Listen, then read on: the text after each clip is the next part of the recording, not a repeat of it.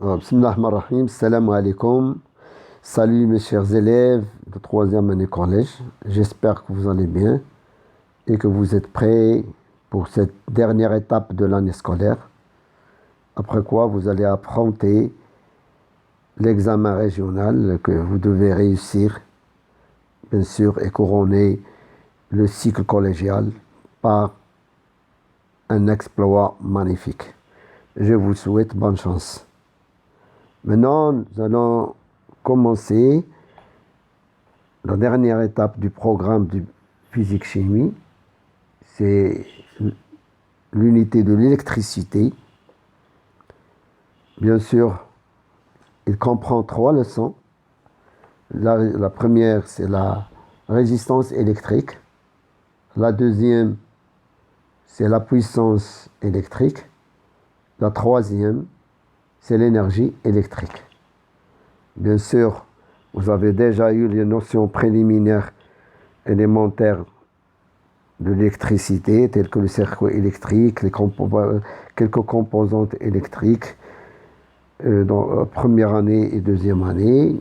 Vous avez aussi vu les deux types d'électricité, le courant électrique continu, le courant électrique alternatif. Vous avez eu des notions sur les deux courants. Et cette fois-ci, on va directement sur la résistance électrique.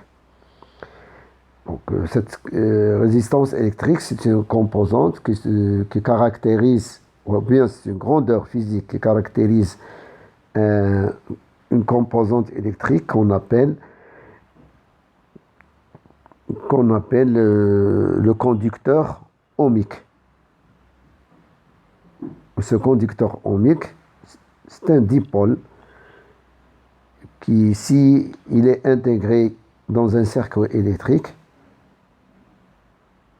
d'une façon en série avec les autres composantes, il va résister au passage du courant électrique, comme vous l'avez vu en première année.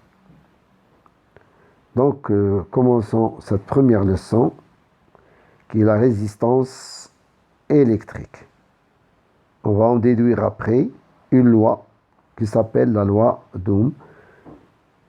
Bien sûr, après une étude à cette résistance électrique et son comportement avec l'intensité du courant électrique. Premièrement, donc la résistance électrique et son effet dans un circuit électrique. Comme vous avez vu l'année dernière, cette composante qu'on appelle conducteur ohmique, qui est caractérisée par cette résistance électrique, c'est une composante sur laquelle on voit des anneaux colorés, comme vous le voyez ici, anneau bleu, anneau marron et anneau jaune, avec un anneau un peu plus loin qui est argenté.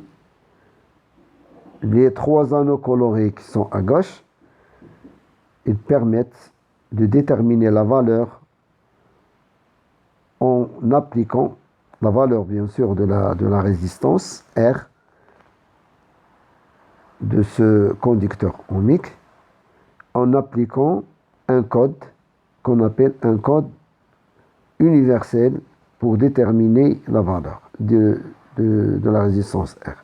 Ceci a été vu au rappel pendant la dernière séance et en première année bien sûr. Sinon, pour déterminer cette valeur, on peut utiliser un instrument de mesure, un multimètre. Pourquoi multimètre? Parce qu'il peut nous permettre de mesurer l'intensité du courant en ampères, comme vous voyez A, et il nous permettra de mesurer la tension au bord d'une composante électrique en volts, comme vous voyez V, et dans les deux types de courant, soit alternatif, comme vous voyez en haut, soit continu, comme vous voyez en bas. Et en plus de ça, vous voyez bien qu'il y a oméga, la lettre oméga, et ce oméga, c'est le symbole de l'Oum, c'est-à-dire le symbole de l'unité internationale de la résistance. Donc voyons voir sur un petit schéma comment ça se passe lorsque la résistance est intégrée dans un circuit électrique. Donc le circuit électrique simple qui est à droite, il comprend un générateur de 9 volts, un ampère-mètre, une lampe qui brille et un interrupteur qui ferme le circuit. Et bien sûr, lorsque le circuit est fermé, il y a un passage de courant électrique. Ce courant électrique, il est continu parce que le générateur, on voit bien qu'il porte plus et moins, c'est-à-dire il a deux pôles, pôle positif, pôle négatif. Donc, il nous donne de courant électrique continu. Ce passage du courant électrique, il est détecté par l'ampère-mètre qui nous donne directement sa valeur. Et cette valeur, elle est I1 égale à 90 milliampères. C'est-à-dire 0,09 ampères. Mais lorsqu'on intègre, c'est-à-dire on met en série le conducteur ohmique, on le met en série avec les autres composants du circuit, on voit bien que l'intensité de courant a chuté, il est devenu 40 milliampères, c'est-à-dire 0,04 ampères. Donc la cause de cette chute, c'est le conducteur ohmique. Donc le conducteur ohmique, il résiste au passage du courant électrique. Et par conséquent, la diminution de l'intensité. Et ça, c'est l'effet de la résistance électrique de ce conducteur ohmique. Donc, notre observation, c'est tout simplement l'intégration d'un conducteur ohmique R dans un circuit électrique simple provoque une diminution de l'intensité de courant I qui le traverse. Donc, ce que je peux interpréter, c'est que le conducteur ohmique, ce n'est c'est un dipôle, bien sûr, qui résiste au passage du courant électrique, c'est-à-dire qui ne laisse pas passer le courant électrique facilement, il résiste à ce passage, et par conséquent, diminue son intensité. Il diminue son intensité du courant, bien sûr. Ce que je peux conclure, c'est que le conducteur ohmique est un dipôle caractérisé par une grandeur physique appelée résistance électrique. C'est-à-dire que chaque conducteur ohmique est là une résistance électrique déterminée et à lui seul, spécifique à lui seul. Le symbole conventionnel de la résistance électrique, c'est toujours ce triangle, ce rectangle avec R au milieu, symbole R, signifie résistance, et avec les deux bornes qui ne sont pas signalées ni plus ni moins. Donc c'est un dipôle inactif. Ça, c'est le symbole pour les schémas, bien sûr. La résistance électrique est symbolisée par la lettre grand R majuscule ou par petit r minuscule. La résistance électrique R est mesurée par un ohmmètre, comme on avait dit tout à l'heure, ou à l'aide du code de couleur. C'est le code universel. L'unité internationale de mesure de la résistance électrique est l'ohm. Elle est notée oméga. Notez bien que plus la résistance est grande, plus l'intensité du courant qui le traverse est faible.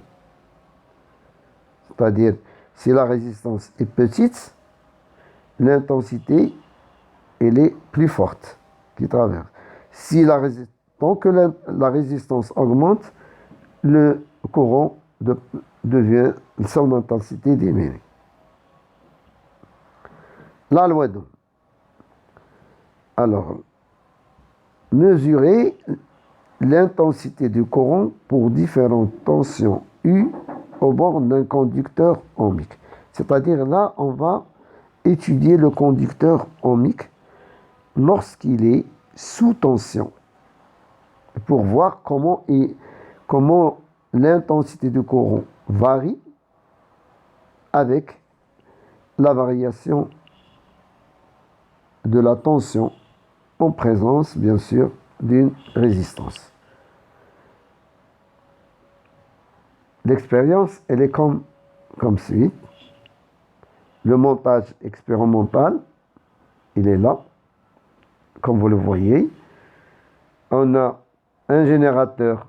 Vous voyez bien qu'il y a une flèche dans ce générateur. Ça veut dire c'est un générateur réglable que je peux régler à chaque fois à une tension bien déterminée pour avoir une certaine intensité dans le circuit. Il y a un ampèremètre pour l'intensité du courant, pour mesurer l'intensité du courant qui passe dans le circuit. Bien sûr, la résistance qu'on avait choisie, c'est-à-dire le conducteur ohmique choisi, a pour résistance 150 ohms. Elle est déjà connue, déjà mesurée. Et entre les bornes, il y a un voltmètre, c'est-à-dire ce voltmètre, il est placé en parallèle pour voir comment varie la tension du conducteur ohmique.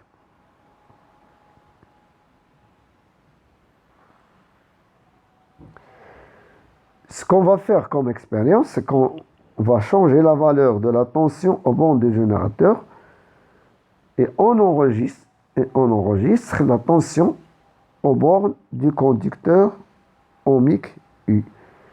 Et bien sûr, et l'intensité du courant qui y passe. On note les résultats dans le tableau suivant. C'est-à-dire, on a la tension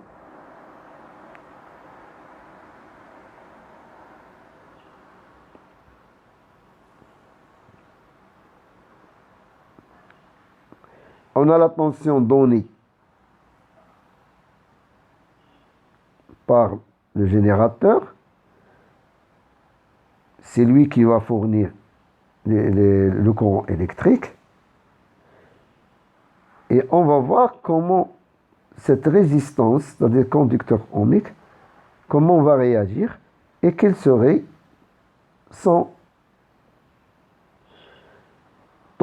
tension entre ces bornes.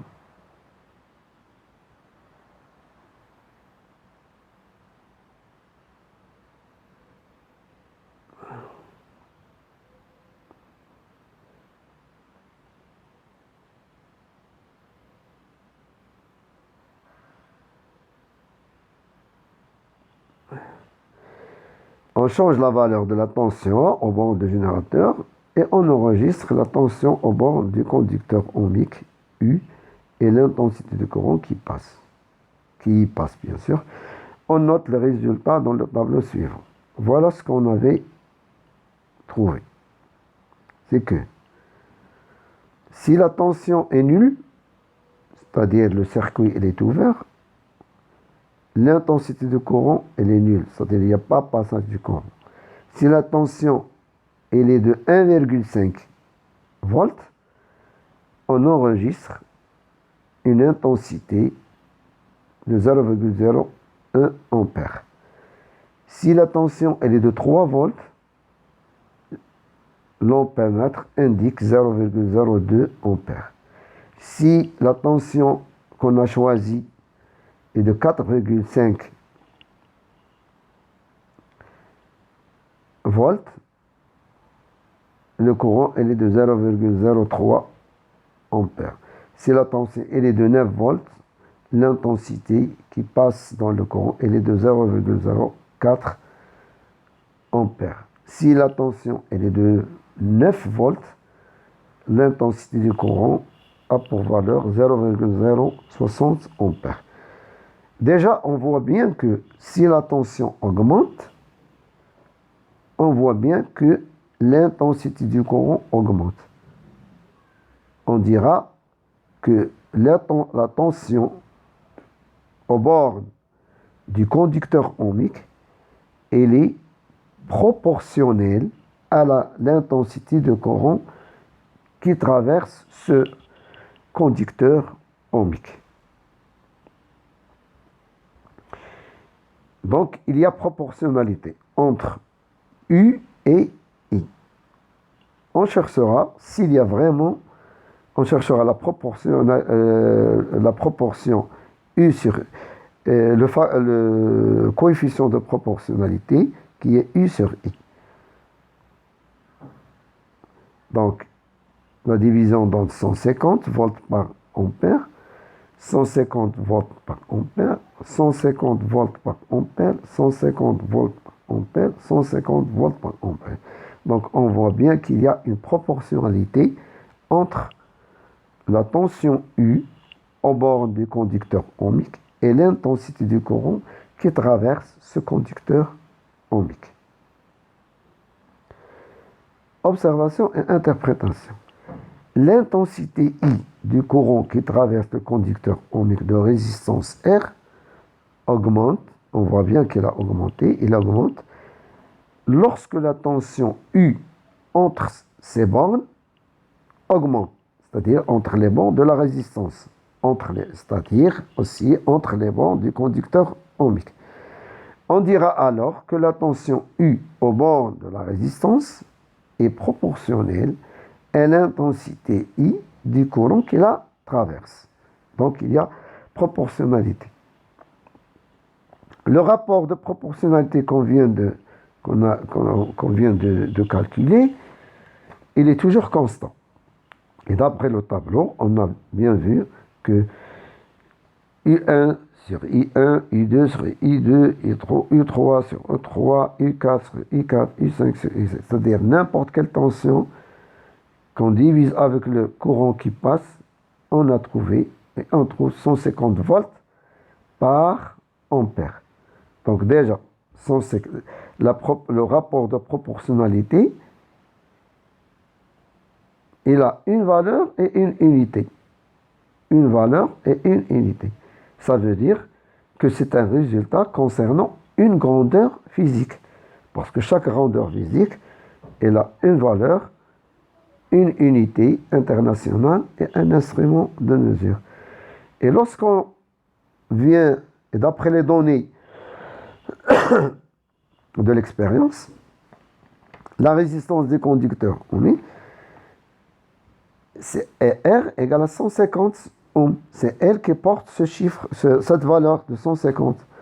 Et cette valeur, il coïncide avec le rapport U sur I, qui est 150 volts par ampère. Alors, je peux remplacer cette valeur par R. Donc, U sur I égale à R. Ou encore, U égale à R fois I. Cette relation, c'est celle qui s'appelle la loi d'Ohm. C'est le savant Ohm qui avait trouvé cette relation en faisant la même étude qu'on vient de redécouvrir maintenant. Et bien sûr, elle a énoncé une loi qui est appelée la loi d'Ohm. Cet énoncé, qu'est-ce qu'il dit? Il dit que la tension U au bord d'un conducteur ohmique de résistance R est égale au produit de la résistance R et de l'intensité I du courant qui traverse bien sûr le conducteur ohmique. U égale à R fois I, bien sûr, à comprendre et à apprendre par cœur. Avec, bien sûr, U est exprimé en volts. Il faut toujours que U, pour le calcul, U est toujours donné en volts. R doit être toujours exprimé en ohm.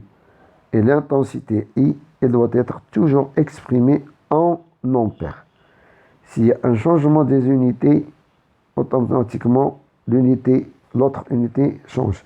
Mais l'unité internationale de la tension U, c'est le volt. Et pour qu'il y ait le volt, il faut utiliser les unités internationales pour R, l'ohm, et pour l'intensité du courant, c'est l'ampère, et vice-versa. Représentation, bien sûr. Représentation graphique. C'est-à-dire, pourquoi la représentation graphique? C'est pour retrouver la loi d'Ohm d'une façon graphique, d'une façon géométrique. Et cette représentation, elle s'appelle caractéristique d'un conducteur ohmique. Pourquoi? Parce que chaque élément en électronique, en électricité, comme par exemple la diode, comme par exemple le générateur, comme par exemple la lampe, chaque élément a un graphe spécial. Si on le représente graphiquement, il a un graphe spécial. Et ce graphe spécial, spécifique pour chaque élément, on l'appelle caractéristique d'un conducteur ohmique, ou bien caractéristique d'un générateur, ou bien caractéristique de la diode, etc. Pour nous maintenant, on va voir qu'est-ce que la caractéristique d'un conducteur ohmique.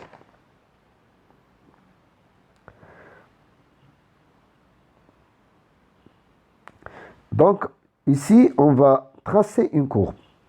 Donc, je trace la courbe qui représente la variation de la tension en fonction du courant électrique.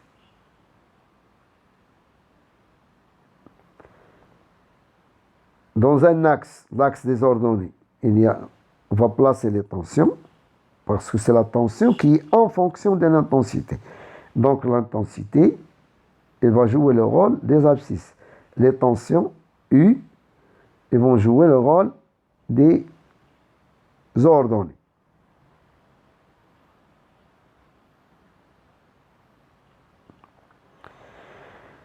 Donc, les résultats sur le tableau,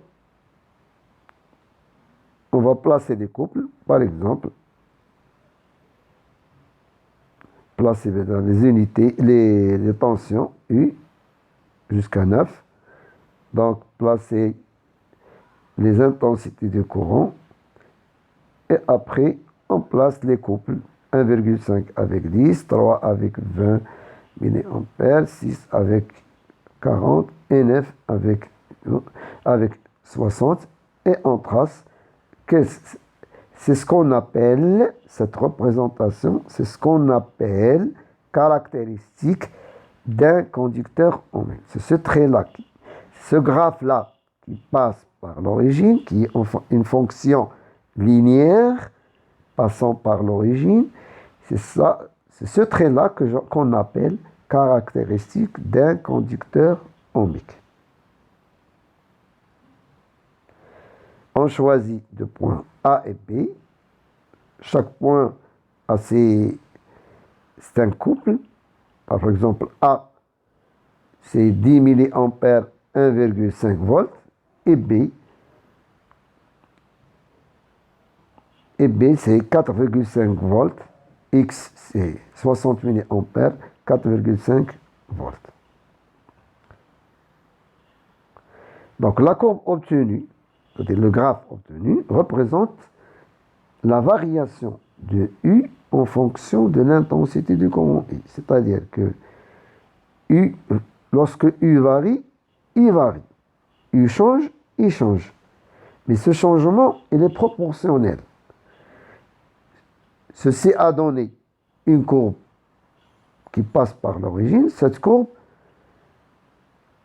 qu'on a dit qui se traduit par U égale à F de I. Cette courbe, elle s'appelle caractéristique du conducteur ohmique.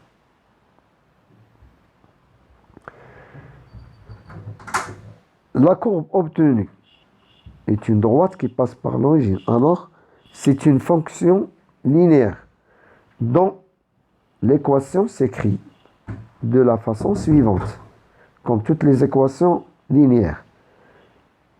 F de x égale à a fois x. Y égale à a fois x. Donc, U, f de x égale à a fois x, et par application, U représente les ordonnées, I représente x les abscisses, et A, bien sûr, comme toutes les fonctions linéaires, c'est la pente ou bien le coefficient directeur. A, qu'on appelle le coefficient de proportionnalité ou coefficient directeur de la droite obtenue. Pour déterminer ce coefficient directeur, on procède comme suit. Il faut toujours choisir deux points appartenant à la droite. Comme on avait choisi le point A, 10 mA comme abscisse et 1,5 volts comme ordonnée, et on fait le calcul A égale, par la méthode mathématique, 4,5 volts moins 1,5 volts divisé par 30 mA moins 10 mA, ça donne 0,5 volts par milliampère, ça donne 150 volts par ampère.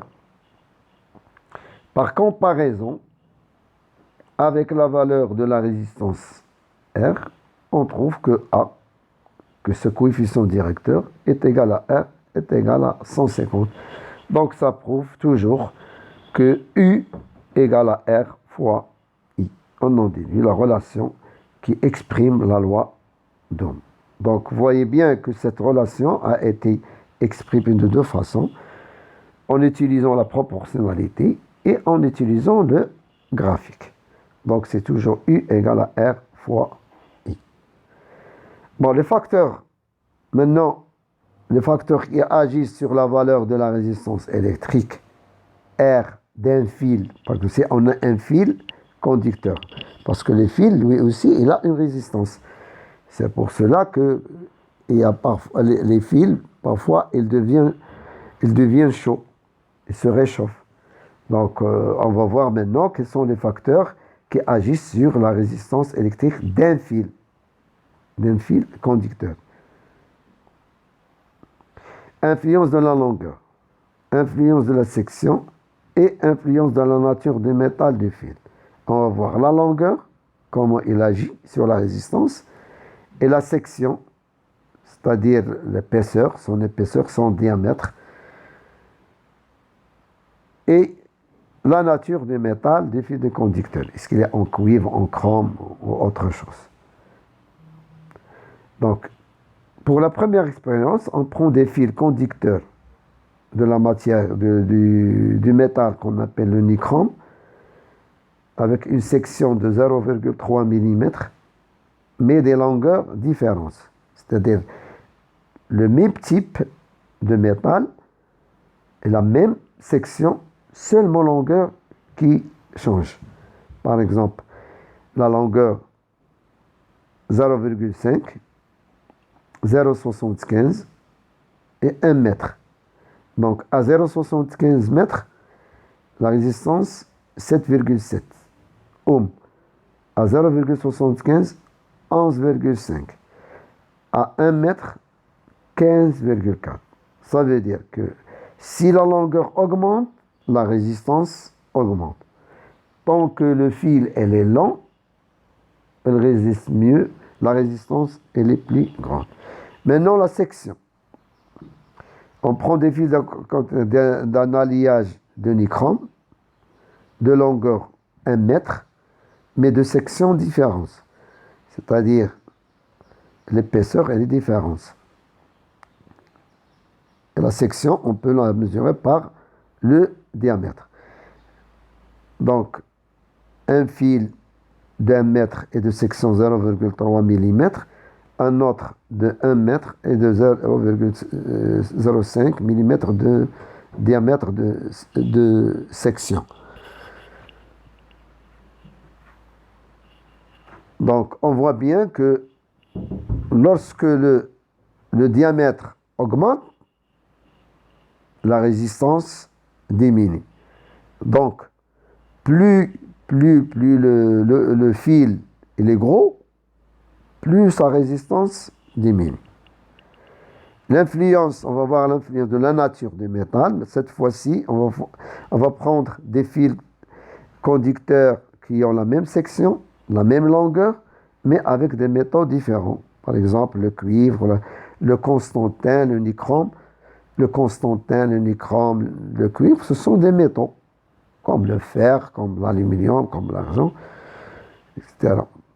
Donc la résistance du cuivre, elle est de 0,086. La résistance du constantin est de 2,5 ohms. La résistance du nichrome, elle est de 5,5 ohms.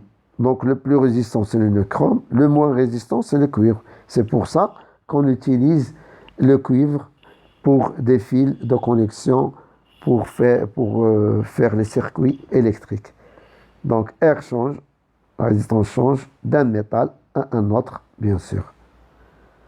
Conclusion, la résistance électrique R d'un fil, je dis bien d'un fil conducteur, il dépend de sa longueur, de sa section et la nature de son métal. Merci de votre attention. Monsieur Alambri vous souhaite bonne chance.